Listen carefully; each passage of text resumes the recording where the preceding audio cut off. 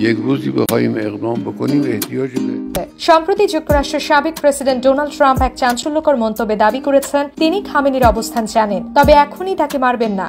ইরানের পরবর্তী প্রেসিডেন্ট কে হবে নির্ধারিত করলেন ট্রাম্প। তো আল্লাহ পাক অবশ্যই সহায়ন হবেন এবং ইরানকে রক্ষা করবেন ইনশাল্লাহ। ইহুদিরা যত হুঙ্কার দেখ কাজে আসবে না, আল্লাহ পাক ইনশাল্লাহ রক্ষা করবেন।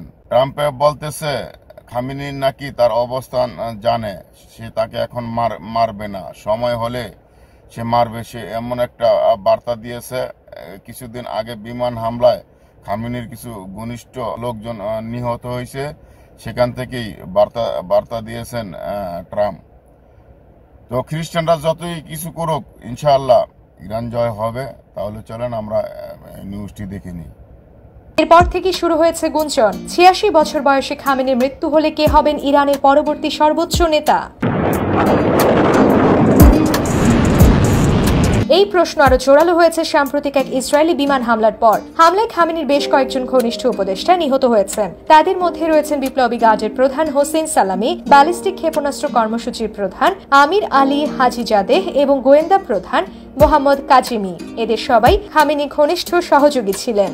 এই তালিকার শীর্ষে রয়েছেন মোজতবা খামেনি। সর্বোচ্চ নেতা আয়াতুল্লাহ আলী খামেনির ৫৫ বছর বয়সী ছেলে মোজতবা একজন মধ্যম স্তরের ধর্মযাজক, যিনি মূলত জনসাধারণের দৃষ্টির বাইরে থেকেই কাজ করেন। নিরাপত্তা ও রাজনৈতিক বিষয় সমন্বয়ের ক্ষেত্রে তিনি পর্দার অন্তরালে গুরুত্বপূর্ণ ভূমিকা পালন করেন বলে মনে করা হয় এবং বিশেষ করে তিনি বিপ্লবী গার্ডের ঘনিষ্ঠ।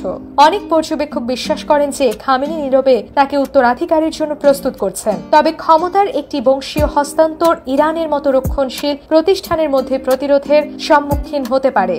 এই তালিকার দ্বিতীয় স্থানে রয়েছেন আলী রেজা আরাফি। আলী রেজা আরাফি খামেনির একজন অত্যন্ত বিশ্বাসযোগ্য সহযোগী।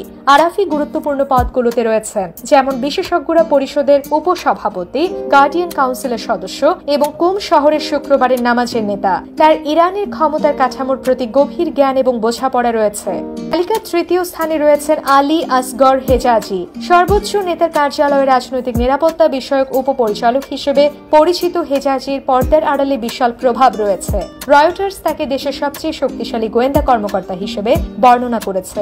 তিনি নিরাপত্তা কার্যক্রম সরাসরি তত্ত্বাবধান করে থাকেন। গার্ড ও ধর্মীয় এলিট উভয়ের সঙ্গে তার ঘনিষ্ঠ সম্পর্ক রয়েছে। তিনি একজন ধর্মীয় নেতা নন, তবে খামেনির সঙ্গে তার সান্নিধ্য তাকে যথেষ্ট গুরুত্বপূর্ণ করে তুলেছে।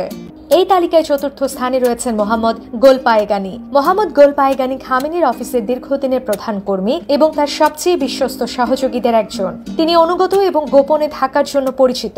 জনসাধারণের কাছে সুপরিচিত না হলেও সিস্টেম কিভাবে কাজ করে সে সম্পর্কে তার গভীর জ্ঞান এবং পর্দার আড়ালে তার কেন্দ্রীয় ভূমিকা তাকে পরবর্তী নেতা নির্বাচনের ক্ষেত্রে সম্ভাব্য প্রার্থী বা মূল খেলোয়াড় করে তুলেছে।